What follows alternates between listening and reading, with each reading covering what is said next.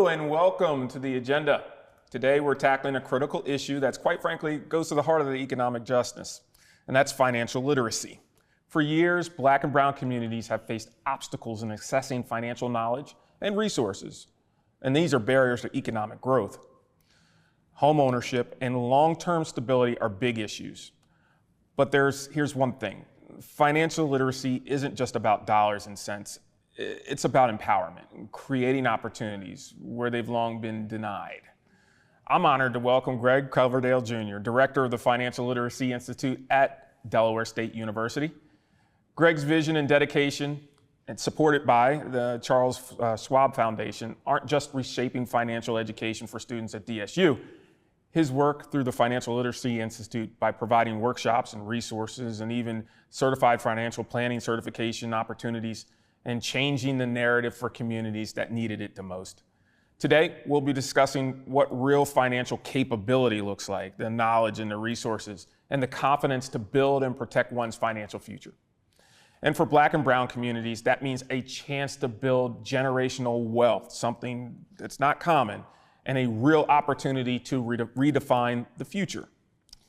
I look forward to this conversation, and I look forward and am very thankful to have Mr. Greg Coverdale right here on the show on the agenda. Thank you, Kerwin. Another first-time guest. Thank you so much for coming on. My pleasure. Thanks for having me.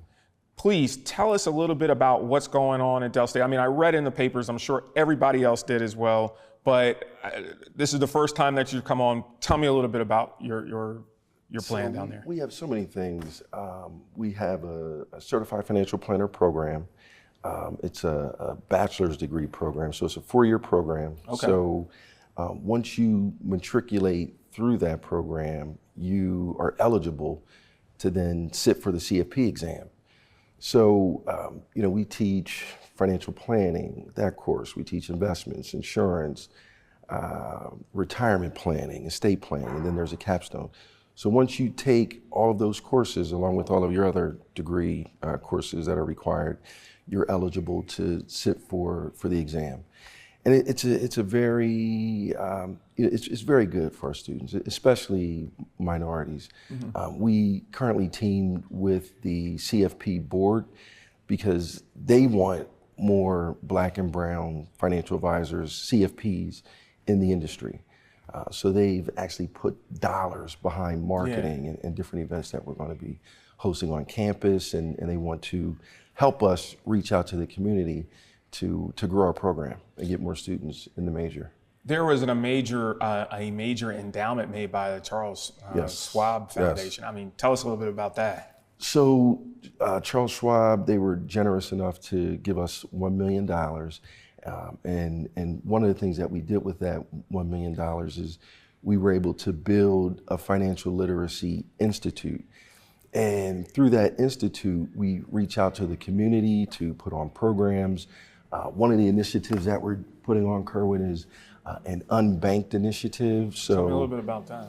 So in our community, as well as the Latino community, there are a lot of people that don't have bank accounts. So we're going down to downtown Dover to the new Cure building that Dr. Casson and the College of Business just recently opened, which is right in the neighborhood. And we're going to be reaching out to the communities, to folks that don't have bank accounts, and just introducing them to the importance of why they should get a bank account, why it's necessary for you to have a bank account. Yeah, and some people, because of the lack of generational education in regards to financial literacy, those decisions that they make are just poor decisions. Exactly.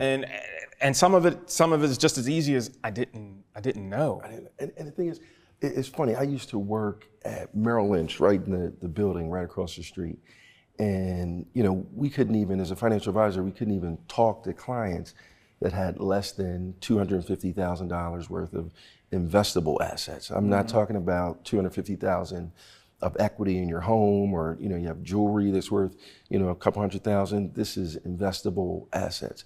So there's a whole group of people that are just untouched, untapped, just undereducated because no one is talking to them.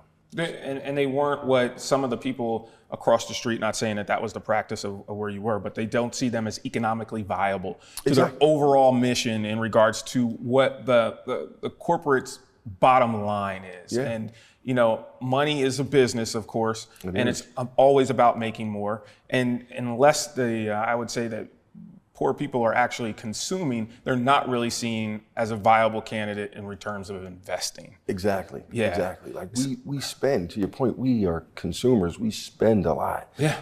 But we don't, unfortunately, invest a lot. And that's one of the things that we're trying to convey through the efforts and actions of the Financial Literacy Institute. And I'm also another one of the initiatives that we're implementing through the Financial Literacy Institute is getting some of our students trained to be financial counselors. So when the community members come in and they want to know, hey, what's a stock? What's a bond? Or, you know, I need to put together a budget. You know, the basics of financial literacy, the basics of planning, our students will be able to fill those meetings and educate the community on those. And it takes the intimidation out of the person coming to talk to them because the students look like the community. Exactly. They look like the community. And oftentimes, I'm sure that we weren't, as African Americans, especially as African American males, were not always given an opportunity to participate, regardless of whether or not we were qualified, regardless of whether or not we had all the necessary degrees and certifications. We still weren't invited to a seat at the table. Yeah. And your program, I love the fact that they're getting these students at a younger age and almost demystifying what is going on, but forcing the culture of financial planning to change. To change the outlook of what it is, you know? And you're backed by reputable Charles Schwab's Institute and that organization. And I'm sure that they're sending people down to have conversations with these kids and giving them a sense of, wow, I can do this too. Just today, Kerwin, we had Tom Gaynor, who's the CEO of the Markel Group. He was here with his team. And we also had Kerwin Wyatt from Jeffries up in New York. He's an executive there, an esteemed alum of Delaware State University. We had Kevin Fogarty, who's a fund manager right outside of Delaware here in Pennsylvania.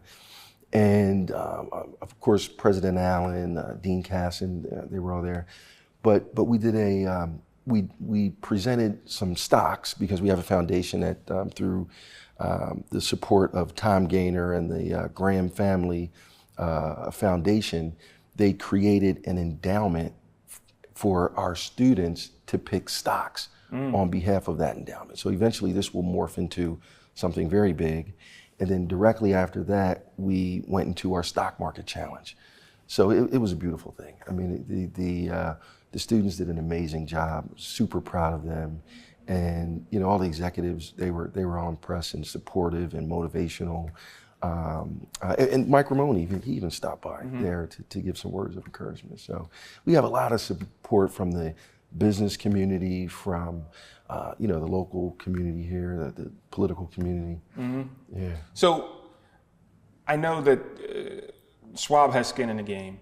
And there's so many people reaching out, but are we seeing the matriculation to the larger firms from the Del State students? Are they going out and really getting involved? Are the companies that participate in all these activities actually living up to their word and hiring these students? Yes, absolutely. So it was great. I took a handful of students up to Madeira Wealth Management, which is a registered investment advisor practice, a big firm. Up in Wayne, Pennsylvania. It's about a month ago. And when I was there, one of our recent graduates, Omar Parker, he was working there. So he matriculated through our program. And in Madeira, they have a scholarship with us down at Delaware State that they sponsor. They just sponsored a number of our students to go out to the personal financial planning conference that's happening right now in Nashville, Tennessee. So they're a huge partner for us, great partner. And they, you know, they've hired one of our graduates. And there's a number of stories like that. We're going out the middle of this month to San Francisco to the Charles Schwab Impact Conference. So that's going to give some more of our students an opportunity to get exposure with firms and for firms to meet our students. Because what I'm noticing, and I think it's an industry thing, is that these firms, they want minority advisors. Because are they just saying they want them, Greg, or do they really want them? I think they really want them because, like, the Black community is an untapped market, right? And as we make more money, we spend a lot, but as we make more money, we have to start putting that money into investments and things of that nature. To keep it. To keep it and to grow the generational wealth that you were talking about. So I think these firms, they understand that. And from a business standpoint, like, where can we grow and where else? But why not the Black community, the brown community? Right. So I'll tell you where I have concern, and that is my kids and the 20-somethings. I just don't see them being as aggressive in regards to long-term financial planning. Yes. Regardless of how much income they make, I just don't feel, when I entered the workforce, it was like 401k and put it away, and the fear of dying broke was what was, and it scared me to death. Yep. This generation, I just don't see the fear of consequence of not preparing. Are you seeing the same thing, and how can we help to cure that? So, and that's a great question, a great point, and that's one of the reasons I encourage all of our students to take at a minimum our personal finance class that we have at Delaware State University in the College of Business. That will open your eyes to the things that you just said. What is a 401k? How do you invest in a 401k? What's a pension, and how does that differ from a 401k? What's a stock? What's a bond? How am I going to support myself when I'm no longer getting a paycheck from my job, or when I just, I'm elderly and I can't work anymore, I can't work my business? Where's the money going to come from? Social Security is just a small piece. If it's going to be there. If it's even going to be there. I'm not confident. I'm not confident. Right. As long as they give it all back to me. Right. What I put in, that's fine. If it doesn't work out, hey, just give me back what I put in. That's my only caveat. Yeah, but through programs like ours, through classes like ours, so I encourage all of our students to, at a minimum, minor in financial planning. That way, the money that you're making, if you go on to become, whatever it is, if you're in marketing, if you're in IT, if you're in computer science, you can still manage your own money because you learn to do that in our wealth management program at Delaware State University, the College of Business. I see that the younger generation, and I'm very encouraged by it, are moving, I would say more so than my generation was, towards an entrepreneurial spirit, right? They are starting their own smaller businesses. They're doing it at a rapid pace, and they've developed their own economy, right? I mean, doing things with the phone and this and that, and I get it. But I still, again, I don't see that preparation. I'm not feeling it, and I'll tell you why, because the commercials aren't geared for them, right? All the people in the commercials look like me and our parents in regards to financial planning, and I just want it. I'm very happy with what you're doing.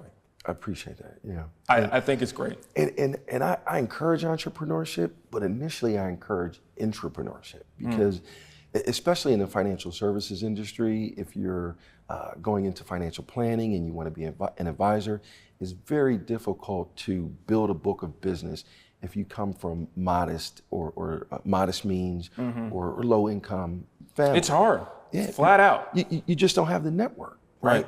So if you land an opportunity with a company that's going to nurture you and help you build a book of business and get clients and things of that nature, then you can grow with that organization, build your relationships, and at some point down the line, if you want to branch out onto your own, if you feel like you've satisfied your obligation to the company that helped you get that start, then so be it. I encourage that, but it will be very, very challenging to come right out of the gate, fresh out of college, and start your own business in financial services. It's really hard.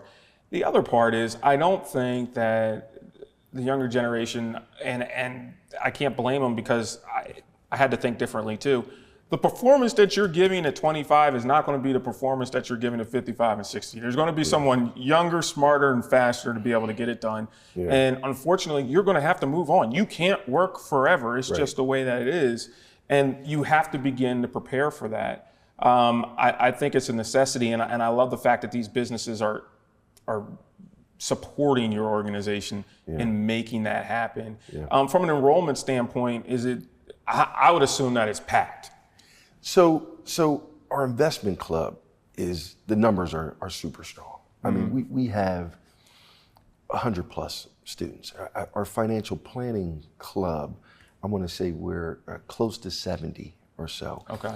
The numbers that we really need to work on are our major, our wealth management major.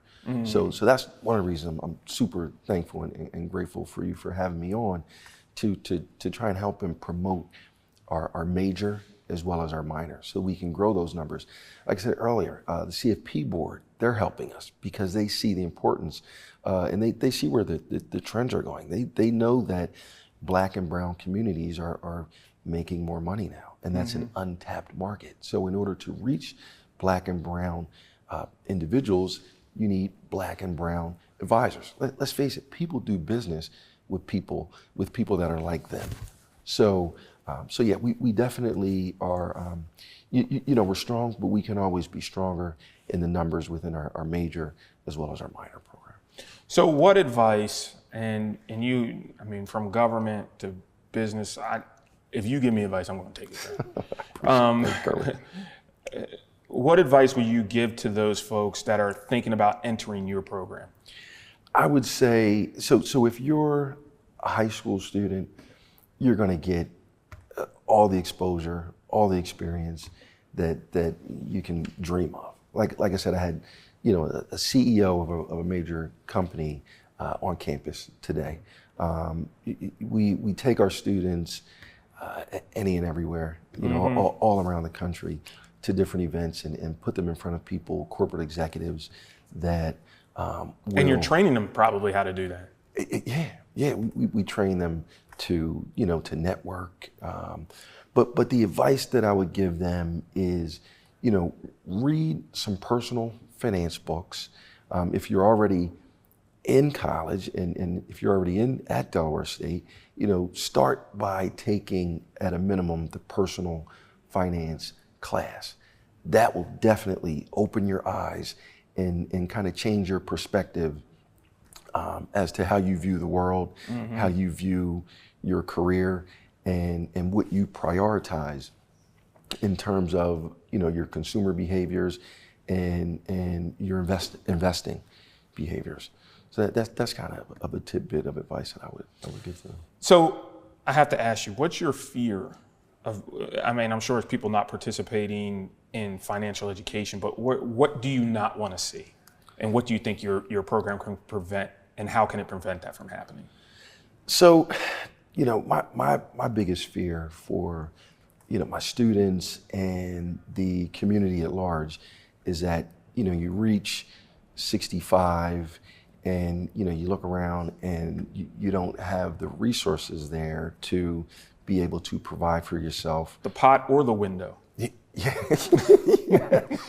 you just don't have it. It's there. It's not there. And and then what? So and all of that can be avoided by starting early. And this is what I tell my students. So the wealth management program is geared towards becoming an advisor, but you don't have to become an advisor, right?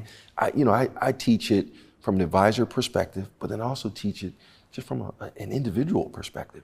This is what you can tell your clients, but this is also what you can tell yourself. You need to start investing at a minimum in the 401k that you talked about as soon as you graduate and get your first job. And time is on your side. It's not about timing the market, it's about time in the market. And there's all sorts of charts and calculators out there that will show you, the benefit of investing early. So that would be my biggest fear, Kerwin, is that you get to the finish line and realize that, hey, I can't finish. I have a bunch of aches and pains. It's hard for me to get up and go to work every morning. You're not alone, right? But how do I can't stop working if I don't save. So when a person gets to be 65, I want to make sure that they at least have some resources where they can have a comfortable return. Right.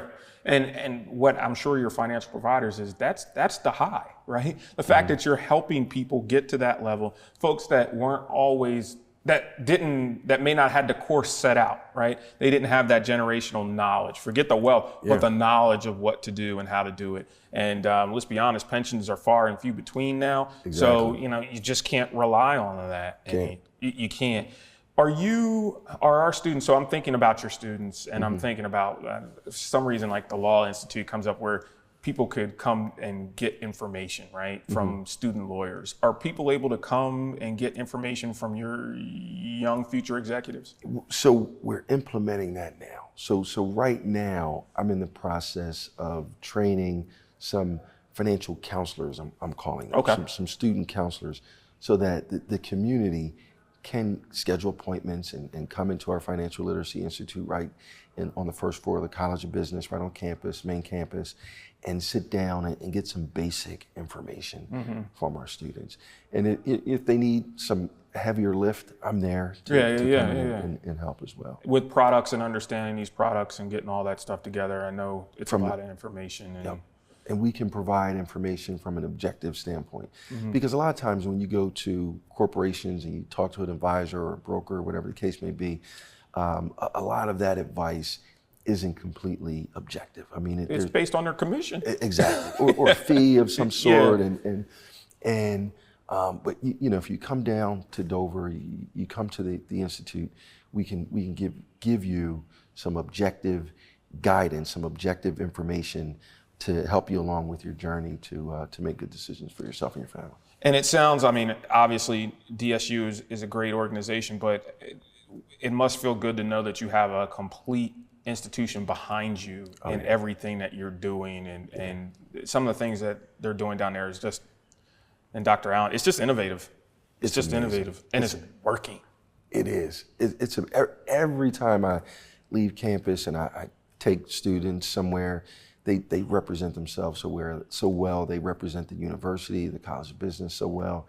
It's awesome. It just makes you feel good. It makes you feel very, very proud of the work that we're doing, of them, of the College of Business, of the university. It just makes you feel proud. Yeah, it does. Mr. Coverdale, one last question. Yes, we want to see you on the ballot again anytime soon? Maybe. That's a good question. It's a good possibility.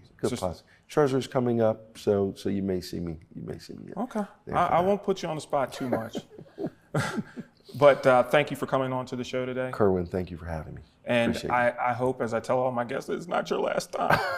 Please. You invite me back, I'll come back for sure. Thank you, sir. Appreciate it. Today's conversation with Greg Coverdale Jr. highlights something that too often gets left out of financial discussions: the relational side of money. We like to talk about financial literacy as a path to personal freedom and community empowerment, but it is also a core factor, especially in Black and brown communities, where economic stability is not just an individual pursuit, but a shared journey. When thinking of financial goals and values from a foundation that can either strengthen the bonds or create friction, a shared understanding of finances isn't just practical, it's essential for trust and stability, mutual respect. The Financial Literacy Institute at Delaware State University is doing more than educating individuals. It's laying down a blueprint for how we build partnerships and communities grounded in financial security.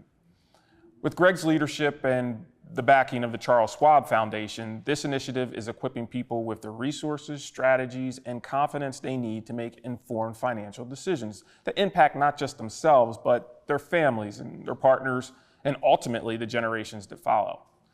Imagine the ripple effect when financial literacy becomes a common language, a shared priority. Couples who align on financial goals create a household of stability. They make decisions with the long game in mind, raising children in environments where money is no longer a source of stress, but a tool for empowerment.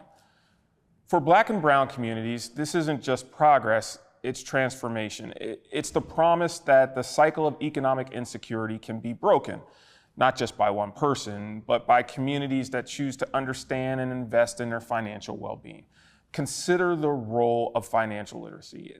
It's more than just a personal skill. It's a tool that can foster trust and set the stage for generational change.